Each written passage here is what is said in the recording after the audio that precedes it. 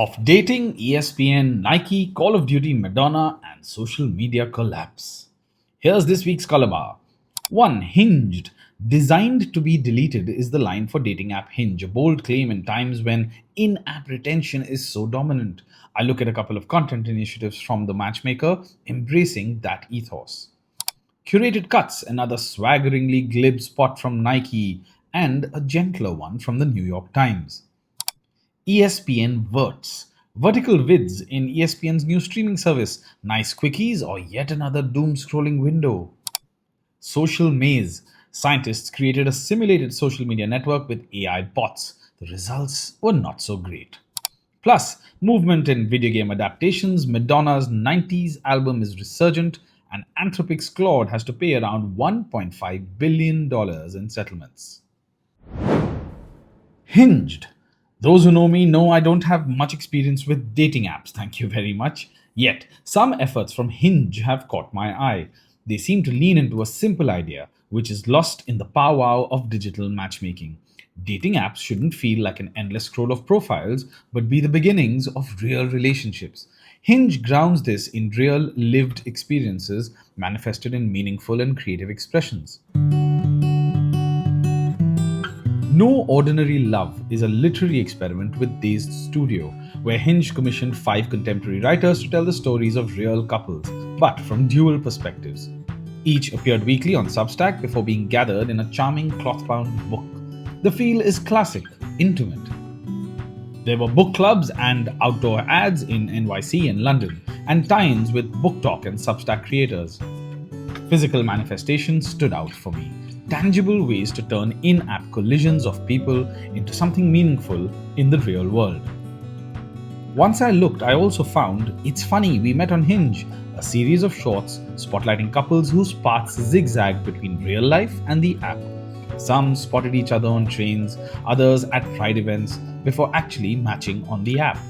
Others had mutual friends but never quite crossed paths until the app brought them together.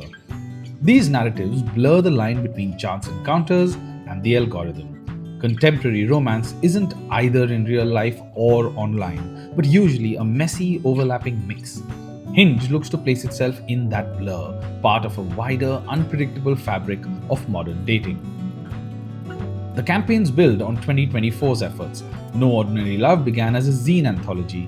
The It's Funny films focused on couples who had almost, but not quite, met before Hinge. It all gives off this vibe of being very real, textured, rooted in real worlds and real digital worlds.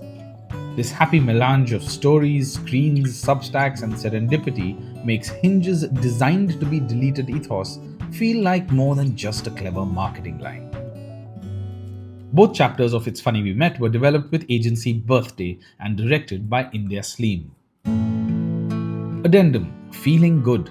In a lovely peek into the approach to production and to the couples, I found that Hinge created a 20-page printed zine titled You're on Set, Now What? To help the featured couples get a sense of what the experience will be like. With simple but key details to help them prepare, it showed a lovely touch, welcoming regular folk who may not be familiar with a film set and who definitely will find it a challenge to open up on camera.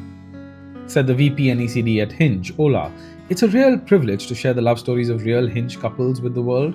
We think a lot about the creative tension in asking our courageous couples to reflect on their personal journeys while being surrounded by lights, cameras, and the thrilling organized chaos of a set.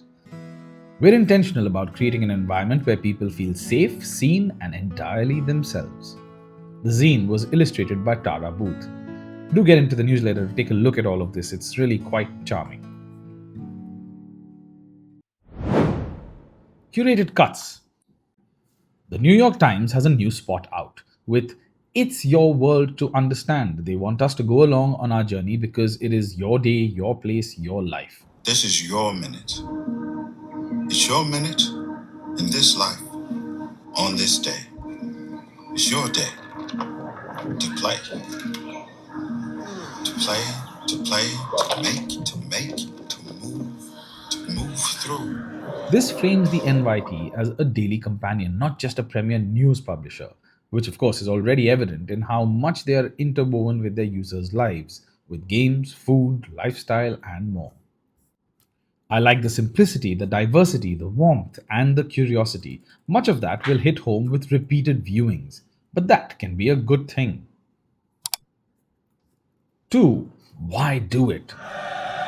Why do it? Why would you make it harder on yourself?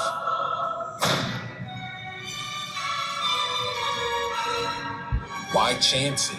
You can count on Nike to be glib. Paired with Tyler, the creator, they launch another bold, swaggering spot. Why do it? Framed as reintroducing a new generation to just do it, it pushes those on the brink of action to make the choice, take the plunge, and do it. Nike still ensures it finds its way back to the motive of winning, always having the chance to come out on top. Some quick hits before we move on. All in on game adaptations. The new Paramount is making Call of Duty, and it has a new deal for Street Fighter. There's a good debate happening about whether the COD movie is going to be a runaway smash hit or a middling success with little chance of ultra wide resonance. Tomb Raider, still with games, the new Lara Croft series, cooking for some time now, is officially moving ahead on Amazon Prime Video, with Sansa Stark, I mean Sophie Turner, playing the titular character, in a show written by Phoebe Waller Bridge. The album was such a cultural disruptor when it came out, it retains a rare cachet more than 27 years later. That's a line from an article called Why Madonna's Ray of Light is 2025's hottest album. It looks at how many of today's hottest pop stars are taking inspiration from Madonna's swirling 1998 masterpiece.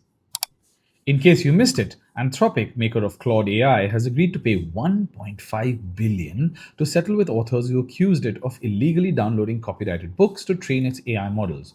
OpenAI, Midjourney, Meta, and most recently Apple are all looking at similar class action complaints. ESPN Verts. Now, ESPN Verts, this is a feature within the new ESPN app. It delivers a TikTok style vertical video feed of sports highlights, news, viral moments, and social content. Early reaction inevitably suggests some appreciation for quick access and integration, coupled with some ambivalence and skepticism about the industry wide TikTokification of video.